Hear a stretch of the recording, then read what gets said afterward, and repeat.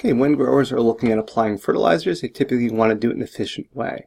A lot of times this can lead to growers wanting to mix fertilizers. It's important to keep in mind fertilizers do interact with one another.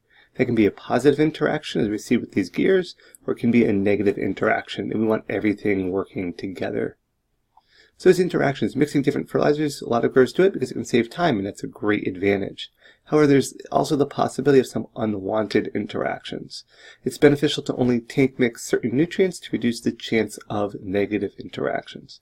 So our example here, if we're looking to produce color, we mix all three together, we're going to get, in some case, white, where we're not producing one of the three colors here. So keep in mind those interactions can be beneficial, but they can also be negative. So keep the amount of fertilizers you're mixing together minimal, because you'll reduce the chance of having unwanted results.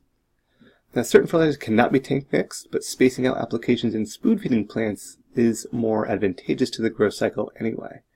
However, a lot of times if you read labels, they'll say perform a jar test, if there are questions. Well, what a jar test is where you mix the chemicals ahead of time in a clear jar and visually inspect them to see if there's separation or other forms of interaction.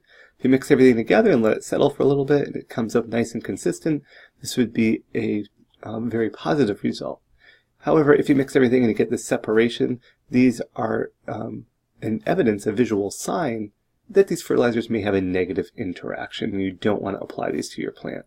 Also, if you mix them together, you want to let them settle and see if any precipitate forms. That's a solid as a result of mixing two liquids. That would be another negative.